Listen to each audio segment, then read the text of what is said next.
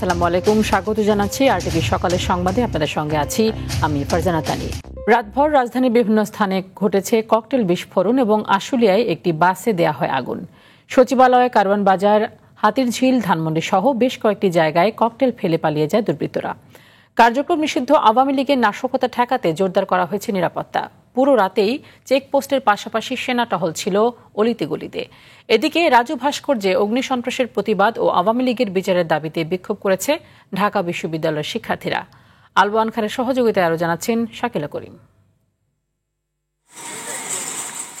আওয়ামী লীগের ডাকা 13 নভেম্বরের কর্মসূচি ঘিরে রাজধানীর বিভিন্ন স্থানে চলছে নাশকতা। মঙ্গলবার রাতেও গুলিস্তান ও কাউরান বাজার সহ একাধিক স্থানে ককটেল বিস্ফোরণের ঘটনা ঘটে। হাতিরঝিলের সাবেক এক মন্ত্রীর বাসার সামনেও ককটেল মেরে পালিয়ে যায় দুর্বৃত্তরা। তবে এসব ঘটনায় কেউ আটক হয়নি।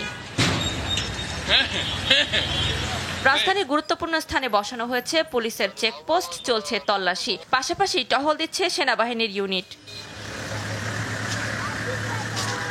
এদিকে আওয়ামী লীগের অগ্নিসন্ত্রাসের প্রতিবাদে বিক্ষোভ সমাবেশ করে ঢাকা বিশ্ববিদ্যালয়ের শিক্ষার্থীরা। বিচারের আগে আওয়ামী লীগের রাজনীতিতে ফেরার সুযোগ নেই। সকল নাশকতা ঠেকাতে জুলাই যোদ্ধারা এখনো মাঠে আছেন বলে হুঁশিয়ারি দেন তারা। খুনি লীগের এই দেশে আর কোনো প্রত্যাবর্তন হবে না। তাদের বিচার, তারা যেই সন্ত্রাসী কর্মকাণ্ড পরিচালনা করেছে বিগত 16 বছর, তাদের এই স্বৈরাচারী কর্মকাণ্ডের বিচার নিশ্চিত না হওয়া পর্যন্ত কোনো লীগকে আমরা এই দেশে দেখতে চাই না। আপনারা যদি জুলাইয়ের সাথে রাজনীতি করতে চান, আপনারা যদি নতুন বাংলাদেশের জন্য রাজনীতিতে অবস্থান সুস্পষ্ট করতে চান, আপনাদের অবস্থানে নতুন বাংলাদেশে সুস্পষ্ট করতে হবে এবং তা শুধুমাত্র জুলাইয়ের পক্ষে। পুলিশ বলছে নাশকতা মোকাবিলায় সতর্ক অবস্থানে রয়েছেন তারা। সন্দেহজনক স্থানে চালানো হচ্ছে অভিযান। কিছু কিছু জায়গায় আমরা চেকপোস্ট করতেছি। আজকে রাত্রে আমরা আছি, রাত্রে আমরা বিভিন্ন জায়গায় আমাদের সুবিধা মতো যেখানে সন্দেহভাজন সে জায়গাগুলোতে চেকপোস্ট করতেছি। বিভিন্ন হোটেল বা আবাসিক এরিয়া যেগুলো আছে সেগুলোতে আমরা জোরদার অভিযান চালাচ্ছি, যাতে করে সন্দেহভাজন কোনো কিছু না থাকে বা অনাকাঙ্ক্ষিত কোনো কিছু না ঘটে। পুলিশের বাড়তি নজরদারি সত্ত্বেও বিভিন্ন স্থানে ককটেল বিস্ফোরণের ঘটনায় আতঙ্ক বাড়ছে নগরবাসীর মাঝে। শাকিলা করিম, আরটিভি, ঢাকা। কার্যক্রম নিষিদ্ধ আওয়ামী লীগের 13 নভেম্বরের লকডাউন কর্মসূচিকে ঘিরে দুদিন ধরে রাজধানীতে বাসে আগুন ও ককটেল বিস্ফোরণের মতো কয়েকটি ঘটনা ঘটেছে। এ নিয়ে রাজনৈতিক উত্তাপ ছড়ানোর চেষ্টা করছে দলটি। তবে লকডাউন কর্মসূচি ঘিরে নিরাপত্তা নিয়ে কোনো শঙ্কা নেই বলে জানিয়েছে আইনশৃঙ্খলা রক্ষাকারী বাহিনী। আরও জানাচ্ছেন শাকিলা করিম। জুলাই গণ অভ্যুত্থানে সংঘটিত হত্যাকাণ্ড, মানবতাবিরোধী অপরাধের মামলায় সাবেক প্রধানমন্ত্রী শেখ হাসিনা সহ 3 আসামির রায়ের তারিখ ঘোষণা হবে আগামী 13 নভেম্বর। বহুল আলোচিত রায়কে কেন্দ্র করে দেশব্যাপী চলছে নানা জল্পনা, উস্কানি ও গুজব। সোশ্যাল মিডিয়া সয়লাব লকডাউন সংক্রান্ত পক্ষে বিপক্ষের পোস্ট ও ভিডিও বার্তায়। পতিত আওয়ামী লীগের পরিকল্পনা ছিল সোমবার থেকে বুধবার প্রধান উপদেষ্টার বাসভবন যমুনার আশপাশ সহ ঢাকায় স্লোগান সংবলিত 1 লাখ বেলুন ওড়ানোর। এমন তথ্য জানতে পেরে গোয়েন্দারা অভিযান চালিয়ে সন্দেহভাজন 25 জনকে গ্রেপ্তার করে। কার্যক্রম নিষিদ্ধ একটি দল এবং তাদের সংগঠনের নামে বিভিন্ন কর্মসূচি ঘোষণা করা হয়েছে। আইন শৃঙ্খলা পরিস্থিতি অবনতি করার জন্য ঢাকার বিভিন্ন স্থানে 1 লক্ষ গ্যাস বেলুন উড়ানোর পরিকল্পনা করেছিল এবং তাদের যে সেই পরিকল্পনাটা আমরা নস্যাৎ করে দিয়েছি। এর বাইরে অনেকগুলো ঘটনা আমরা কিন্তু নস্যাৎ করতেও সক্ষম হয়েছি। এদিকে একের পর এক ককটেল বিস্ফোরণ, বাসে অগ্নিসংযোগের ঘটনায় ভয় ও নিরাপত্তা শঙ্কায় ভুগতে শুরু করেছে রাজধানীবাসী। রাজনৈতিক উত্তেজনা আর গুজবের ফাঁদে অস্থির নগর জীবন। প্রশ্ন উঠেছে 13 নভেম্বর নিষিদ্ধ ঘোষিত আওয়ামী লীগের কর্মসূচির সঙ্গে এগুলোর সম্পর্ক থাকা না থাকা নিয়ে। কিছু মনে করেন টাকা পয়সা খাইয়া মানুষের ক্ষতি করে না, এটি কারা করবো? এটি করলে আওয়ামী লীগের হলো আনছে, আর কারা করবো? কি করবো? আমাদের তো জীবনে এমনি মায়া নাই। রাত্রে বাস চাপায়া ঘুমাই, যদি আগুন দিয়া পরে আলা তাহলে তো আমরা যদি মরে যাই। কিছু কিছু মরে তো পুলিশ নেই, আগুন দিয়ে নামে গেল, আমরা তো খেয়াল করি না। ককটেল বিস্ফোরণের ঘটনায় মোটরসাইকেল ব্যবহার করার তথ্য থাকায় সে ব্যাপারেও পুলিশের পক্ষ থেকে বিশেষ উদ্যোগ নেওয়া হয়েছে। অনলাইন প্রচারণা সমাজে অস্থিরতা তৈরি করতে পারে, তাই বাড়ানো হয়েছে গোয়েন্দা নজরদারি। ঊর্ধ্বতন কর্মকর্তাদের থেকে আমাদের এইটাই বেশি অভিযানের মধ্যে নিয়ে আসতে বলা হয়েছে, সেটা হচ্ছে মোটরসাইকেল হচ্ছে দ্রুতগতি যানবাহন, যে কোনো জায়গা থেকে হয়তো কোনো একটা ক্রাইম করে দ্রুত চলে যেতে পারে। সেই জন্য আমরা মোটরসাইকেলের উপর আমরা প্রাধান্য দিচ্ছি। তবে সব ধরনের অপতৎপরতা রুখতে মাঠ পর্যায়ের পুলিশকে সক্রিয় থাকার নির্দেশনা দেওয়া হয়েছে ডিএমপির পক্ষ থেকে। শাকিলা করিম, RTV, ঢাকা। এদিকে চট্টগ্রাম বন্দরের আমদানি রপ্তানি নির্বিঘ্ন ও সচল রাখতে ওই এলাকায় সব ধরনের মিছিল, সমাবেশ, মানববন্ধন ও পথসভা নিষিদ্ধ ঘোষণা করেছে মেট্রোপলিটন পুলিশ সিএমপি। আজ থেকে 11 ডিসেম্বর পর্যন্ত এসব আয়োজন বন্ধ থাকবে। সিএমপি কমিশনার হাসিব আজিজ স্বাক্ষরিত গণবিজ্ঞপ্তিতে জানানো হয়, চট্টগ্রাম বন্দর দেশের অর্থনীতির প্রাণকেন্দ্র। প্রতিদিন 5 থেকে 6 হাজার যানবাহন চলাচলের কারণে বন্দর সংলগ্ন সড়কগুলো সচল রাখা গুরুত্বপূর্ণ। কিন্তু বন্দর এলাকায় মিছিল, সমাবেশ ও মানববন্ধনের কারণে যানজটের সৃষ্টি হয়ে আমদানি রপ্তানি কার্যক্রমে বিঘ্ন ঘটতে পারে, যা জাতীয় অর্থনীতির জন্য মারাত্মক ক্ষতি এবং নিরাপত্তার হুমকি সৃষ্টি করতে পারে। তবে নিষেধাজ্ঞা অমান্য করলে আইনানুগ ব্যবস্থা নেওয়ার কথা জানায় সিএমপি। জুলাই গণ অভ্যুত্থানের প্রথম শহীদ রংপুরের শিক্ষার্থী আবু সাইদ হত্যা মামলার 12তম দিনের সাক্ষ্য গ্রহণ আজ। বিচারপতি নজরুল ইসলাম চৌধুরী নেতৃত্বাধীন 3 সদস্যের আন্তর্জাতিক অপরাধ ট্রাইব্যুনাল 2-এ মঙ্গলবার হয় 11তম দিনের সাক্ষ্য। এই দিন একই ট্রাইব্যুনালে আশুলিয়ায় 6 লাশ পোড়ানো সহ 7 জনের হত্যা মামলারও সাক্ষ্য গ্রহণ হবে। এদিকে বিচারপতি গোলাম মুর্তুজা মজুমদারের নেতৃত্বাধীন 3 সদস্যের ট্রাইব্যুনাল 1-এ জুলাই আন্দোলনে রাজধানী চানখারপুলে 6 জনকে হত্যা মামলায় ডিএমপির সাবেক কমিশনার হাবিবুর রহমান সহ 8 জনের বিরুদ্ধে 15তম দিনের সাক্ষ্য গ্রহণ হবে।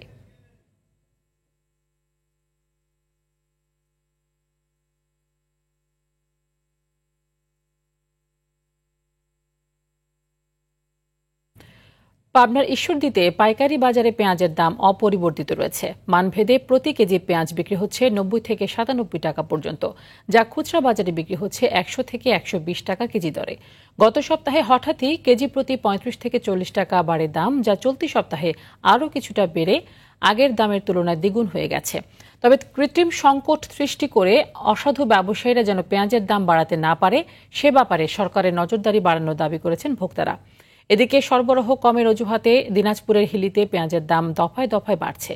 দেশি ভালো মানের পেঁয়াজ 95 টাকা কেজিতে বিক্রি হচ্ছে। ভারত থেকে পেঁয়াজ আমদানি না হলে দাম আরও বাড়ার আশঙ্কা করছেন খুচরা ব্যবসায়ীরা।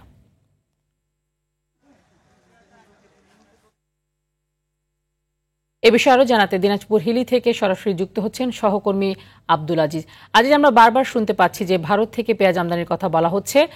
আসলে ভারত থেকে পেঁয়াজ আমদানির কথা বলে এই সংকট তৈরি করে দাম বাড়ানোই এর পেছনের কারণ কিনা, এ বিষয়ে ক্রেতা বিক্রেতারা কি বলছেন?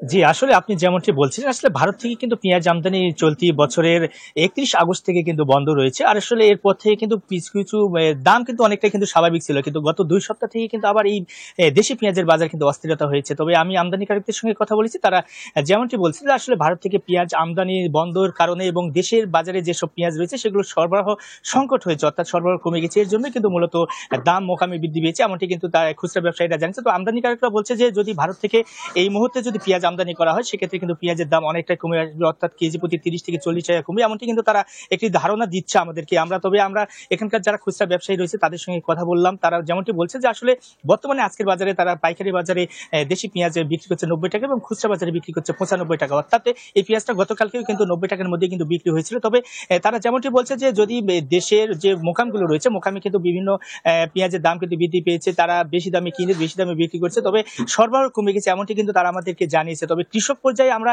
কথা বলার চেষ্টা করেছিলাম যে কৃষকরা কিন্তু এসব দাম তেমনটা পাচ্ছে না, তবে কিছু মধ্যস্থভোগী যারা রয়েছে, অর্থাৎ এইসব পেঁয়াজ কিন্তু কিছু কিছু গুদামে অর্থাৎ মোকামগুলোতে কিন্তু মজুত করে রাখা হয়েছে, এমনটি কিন্তু আমরা একটা অভিযোগ পেয়েছি।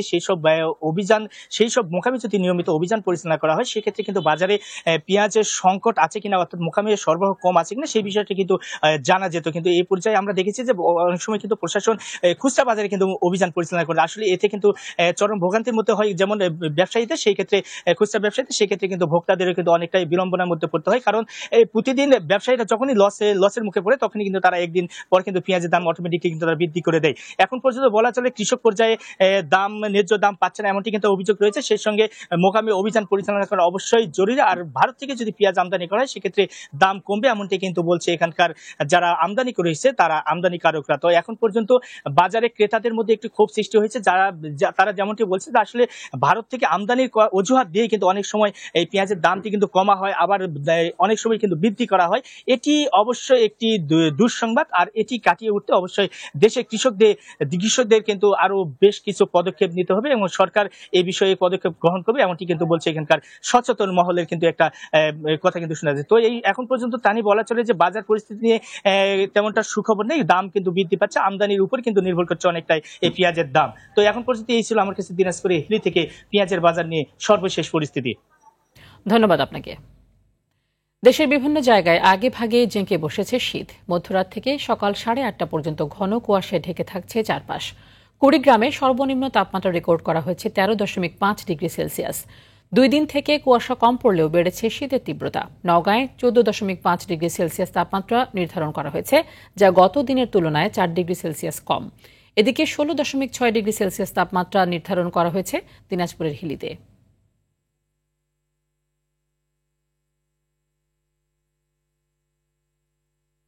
বর্তমানে ঠান্ডা নওগাঁতে খুব বেশি হয়। ঢাকাতে 3 দিন যাত্রী আসলো, ঢাকাতে ঠান্ডাই নেই, নওগাঁতে আসে দেখছি হেভি ঠান্ডা। আমরা দিন মজুরি কাজ করি, সকালে ঘুম থেকে উঠে আমাদের ঠান্ডার মধ্যে যাতে খুব কষ্ট হয়। চাঁদপুরের ফরিদগঞ্জের রূপসা উত্তর ইউনিয়নের রুস্তমপুর এলাকায় সন্ত্রাসীদের গুলিতে রুহুল আমিন নামের এক মোটরসাইকেল আরোহী নিহত হয়েছেন। তিনি ফরিদগঞ্জ পৌর এলাকার পূর্ব বড়ালী গ্রামের অবসরপ্রাপ্ত স্কুল শিক্ষক মাহমুদ হোসেনের ছেলে। তিনি 2 সন্তানের বাবা এবং দীর্ঘদিন ধরে একটি বেসরকারি কোম্পানির বিক্রয় প্রতিনিধির কাজ করতেন। এলাকাবাসী জানিয়েছে, মঙ্গলবার রাতে রুহুল মোটরসাইকেল করে রূপসা উত্তর ইউনিয়নের রুস্তমপুর পৌঁছলে অজ্ঞাতনামা সন্ত্রাসীরা তাকে লক্ষ্য করে গুলি চালায়।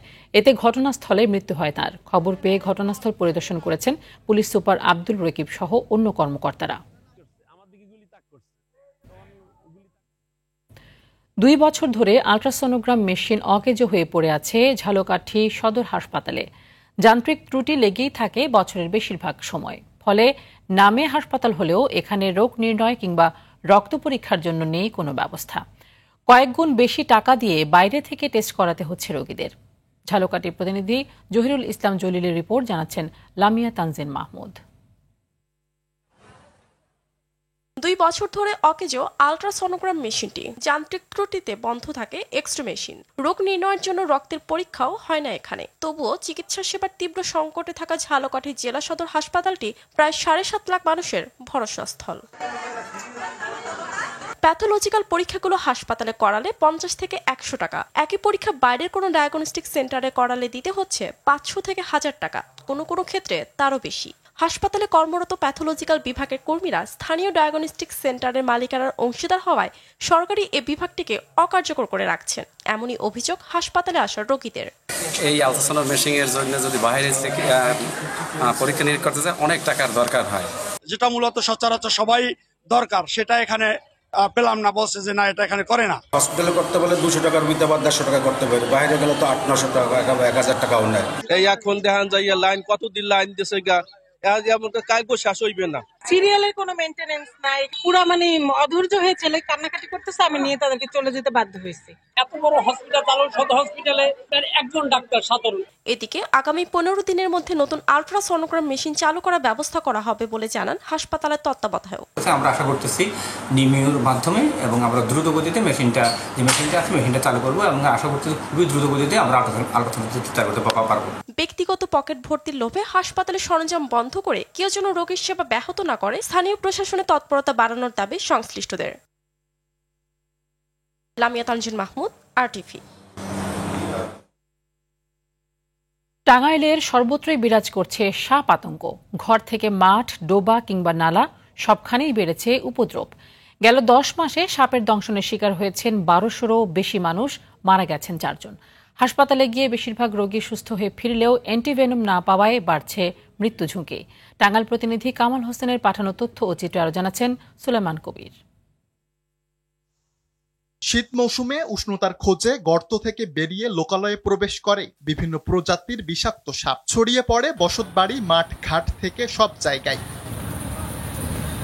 শীতের মৌসুমে টাঙ্গাইলের পাহাড়ি ৪ উপজেলা মধুপুর, সখীপুর, ঘাটাইল ও মির্জাপুরে বেড়েছে সাপের উপদ্রব। চলতি বছরের প্রথম ১০ মাসে সাপের দংশনের শিকার হয়েছেন ১,২৭৮ জন, প্রাণ হারিয়েছেন ৪ জন। সাপের যে কাটা রোগীর সংখ্যা সেটা কিন্তু আমাদের দিন দিন বৃদ্ধি পাচ্ছে। এখন যে সাপ বের হয় ভয় পায়, অনেকে ভয় পায়। সেদিনও বের হয়েছিল নদীর ধারে। অধিকাংশ যে সাপে কাটার মৃত্যু হয় তার কারণ হচ্ছে ভ্যাকসিন না থাকার কারণে। সচেতনতার অভাবে সাপে কাটলে শুরুতে কবিরাজ বা ওঝার কাছে ছোটেন রোগীরা। তার উপরে স্থানীয় হাসপাতাল ও স্বাস্থ্যকেন্দ্রে থাকে না পর্যাপ্ত অ্যান্টিভেনম। এদিকে চিকিৎসক ও প্রশিক্ষিত জনবলের অভাবে বন্ধ আছে টাঙ্গাইলের আইসিইউ সেবা। ফলে ঝুঁকিপূর্ণ রোগীদের অন্যত্র রেফার করতে বাধ্য হন চিকিৎসকরা। এই মুহূর্তে আমাদের নিজস্ব মেডিসিনের কনসালটেন্ট নেই এবং সেই প্রজেক্টের যে ডক্টর যে স্টাফ তাদেরও উইথড্র করে নেওয়া হওয়ার কারণে আমাদের এই জনস্বল্পতার জন্য আপাতত আমাদের আইসিইউটা বন্ধ হয়েছে। অ্যান্টিভেনম সংকটের বিষয়টি স্বীকার করে সচেতনতা বাড়ানোর প্রতি জোর দিয়েছেন জেলা সিভিল সার্জন কর্মকর্তা। অ্যান্টিভেনম সব হসপিটালেই আছে, তবে পরিমাণে কম। এটা আগে আমাদের সরকার থেকে সাপ্লাই ছিল, এখন সাময়িকভাবে সাপ্লাইটা নেই। এই জন্য নিজস্ব ব্যবস্থাপনায় এটা ম্যানেজ করা হচ্ছে। যে কোনো সাপের কামড়ে মৃত্যু ঝুঁকি এড়াতে রোগীকে দ্রুত হাসপাতালে নেওয়ার পরামর্শ চিকিৎসকদের। সুলাইমান কবির, RTV। আজ ভয়াল 12ই নভেম্বর। 1970 সালের এই দিনে মহাপ্রলয়ঙ্করী ঘূর্ণিঝড় ও জলোচ্ছ্বাস পটুয়াখালী উপকূলে ব্যাপক ধ্বংসযজ্ঞ চালায়, প্রাণ হারায় লাখো মানুষ। উপকূলবাসীর দাবি, এই দিনটিকে স্মরণীয় করে রাখার পাশাপাশি উপকূলবাসীর ন্যায্যতা ও অধিকার আদায়ের কথা তুলে ধরতে, যাতে রাষ্ট্রীয়ভাবে 12 নভেম্বরকে উপকূল দিবস হিসেবে ঘোষণার। পটুয়াখালীর রাঙামালী থেকে আইয়ুব খানের পাঠানো তথ্য ও চিত্রে বিস্তারিত জানাচ্ছেন লিওন আজাদ। 1970 সালের এই দিনে প্রলয়ঙ্কারী ঘূর্ণিঝড় ও জলোচ্ছ্বাসে পটুয়াখালী সহ উপকূলীয় অঞ্চল বিরানভূমিতে পরিণত হয়। এতে প্রাণ হারায় লাখ লাখ মানুষ। এদিন বাংলাদেশের উপকূলের উপর দিয়ে বয়ে যায় সবচেয়ে শক্তিশালী ঘূর্ণিঝড় ভোলা সাইক্লোন। সরকারি হিসেবে ওই ঘূর্ণিঝড়ে প্রায় 5 লাখ মানুষের প্রাণহানির কথা বলা হলেও বেসরকারি হিসাবে এ সংখ্যা প্রায় 10 লাখ। মহাপ্রলয়ঙ্কারী এই ঘূর্ণিঝড় ও জলোচ্ছ্বাসে কোটি কোটি টাকার সম্পদ সহ ফসলের ক্ষেত, শিক্ষা প্রতিষ্ঠান, সরকারি বেসরকারি নানা স্থাপনা ধ্বংস হয়ে যায়। ঘূর্ণিঝড়ের 55 বছর হল দ্বীপ রাঙাবালির চর কাশেম, চর হেয়ার, চর নজির সহ 7-8টি চর এখনও অরক্ষিত। এ উপজেলায় বেড়িবাঁধ আশ্রয়কেন্দ্র থাকলেও তার জনসংখ্যা অনুপাতে অপ্রতুল। তাই প্রাকৃতিক দুর্যোগে এসব চরের মানুষের জীবন থাকে চরম সংকটে। এক ঘরে মনে করেন 350 লোক আছে, এর মধ্যে মাত্র 6 জন মানুষ আছে গাছে, আর সব মানুষ মারা গেছে। আমাদের ফ্যামিলির 20 জন মানুষ, এই আমরা সাধারণত বাইতে মিলিয়ে আমরা 20 জন আমাদের সংসারের মারা গেছে। 70-এর বন্যা, এই বন্যা সম্পূর্ণ কিন্তু আমের আকারে বাসিয়া লয় হয়ে গেছে। ছাগল, গরু। বাংলাদেশের 19টি জেলা উপকূলীয় অঞ্চল, এই উপকূলীয় জেলাগুলোকে নিয়ে আলাদা করে উপকূলীয় মন্ত্রণালয় গঠন করা যেতে পারে। উপকূলবাসীর ক্ষয়ক্ষতি কমিয়ে আনার জন্য সরকারিভাবে পদক্ষেপ নেওয়া হচ্ছে বলে জানান এই নির্বাহী কর্মকর্তা। যে আগের ঘূর্ণিঝড় পরবর্তী যে অবস্থা, সেই তুলনায় বর্তমান ঘূর্ণিঝড় আমরা প্রতিরোধে আরো ভালো রকমের আমরা ব্যবস্থা নিচ্ছি। কারণ সরকার এই ঘূর্ণিঝড় ক্ষয়ক্ষতি কমিয়ে আনার জন্য বিভিন্ন ধরনের কর্মসূচি হাতে নিয়েছেন।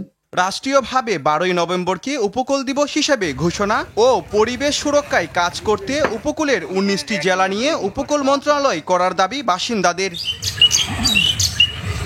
Leone Azad, RTV। দেশের দ্বিতীয় বৃহত্তম স্থলবন্দর দিনাজপুরের হিলিতে ট্রাফিক ব্যবস্থা না থাকায় সৃষ্টি হচ্ছে তীব্র যানজটের। এতে আমদানি রপ্তানি কার্যক্রম যেমন ব্যাহত হচ্ছে, তেমনি চরম দুর্ভোগ পোহাচ্ছেন স্থানীয় বাসিন্দা, স্কুল কলেজের শিক্ষার্থী ও পথচারীরা। বন্দরের প্রধান সড়কটিতে যানবাহনের সংখ্যা বেড়ে যাওয়ায় পরিস্থিতি আরও জটিল আকার ধারণ করেছে। হিলি প্রতিনিধি আব্দুল আজিজের পাঠানো তথ্য ও চিত্রে আরও জানাচ্ছেন লামিয়া তানজিন মাহমুদ। ট্রাফিক ব্যবস্থাপনার অভাবে যানজটের সৃষ্টি হচ্ছে দিনাজপুরে হিলি স্থলবন্দরের 4 মাথা মোড় সহ গুরুত্বপূর্ণ স্থানে, যেখানে সেখানে অটোরিকশা রাখার কারণে সৃষ্টি হচ্ছে যানজট। পণ্যবাহী ট্রাক রাখার কোনো নির্দিষ্ট টার্মিনাল নেই বন্দরে, এলোমেলোভাবে রাখা হচ্ছে সড়কের উপরেই। হিলি দিনাজপুর, হিলি বগুড়া, হিলি জয়পুরহাট সড়কের বাস এবং অন্যান্য যানবাহন একই রাস্তা ব্যবহার করার ফলে দিনের বেশিরভাগ সময় যানজট লেগেই থাকে। ঝুঁকি নিয়ে নিরাপত্তাহীনতার মধ্যে চলতে হচ্ছে স্কুল কলেজের শিক্ষার্থী, রোগী সহ অ্যাম্বুলেন্স ও স্থানীয় মানুষ সহ বিভিন্ন যানবাহনকে। দীর্ঘতর জ্যামে ধীরগতি নেমে এসেছে আমদানি রপ্তানি কার্যক্রমেও। অনেক সময় আমাদের স্কুল মিস হয় জ্যামের জন্য। ইদারিং হচ্ছে 2-3 বছর দেখি কোনো ট্রাফিক থাকে না। ট্রাকে জাম লাগে থাকে, আমাদের গাড়ি ঘোড়া নিয়ে আসতে অসুবিধা হয়। এখানে একটা ট্রাফিক দিলে আমাদের অনেক সুবিধা হয়। এদিকে উপর মহলে কথা বলে ট্রাফিক ব্যবস্থা চালুর কথা জানালেন উপজেলার ওসি ও নির্বাহী কর্মকর্তা। আমরা অনুরোধ করব কর্তৃপক্ষকে যে অতি দ্রুত যেন আমাদের এই হিলিতে যানজট নিরসনের জন্য, আমদানি রপ্তানি বাণিজ্য ত্বরান্বিত করার জন্য কমপক্ষে 4 জন ট্রাফিক অফিসার এখানে দেওয়া দরকার। পুলিশ দেওয়ার মতো আসলে অত জনবল আমাদের নাই, জনবল কম, এই কারণে ফিক্সড পুলিশ দিতে পারি না। আমাদের নজরদারি অব্যাহত আছে এবং ঊর্ধ্বতন কর্তৃপক্ষের সহিত ট্রাফিক পুলিশ দেওয়ার বিষয়ে আলোচনা করা হয়েছে। হয়তো আমরা অতি সত্বর ট্রাফিক পেয়ে যাব। যতদিন না পাই ততদিন আমি আমার থানা পুলিশই নজরদারি এবং ট্রাফিক ব্যবস্থাপনা অব্যাহত রাখবে। গুরুত্বপূর্ণ বন্দরে গুরুত্ব দিয়ে কাজ করবে প্রশাসন, এ দাবি সংশ্লিষ্টদের। লামিয়া তানজিন মাহমুদ, RTV। সকালের সংবাদ এ পর্যন্তই। মধ্যাহ্নের সংবাদ 12টায় দেখার আমন্ত্রণ রইল। ধন্যবাদ সবাইকে।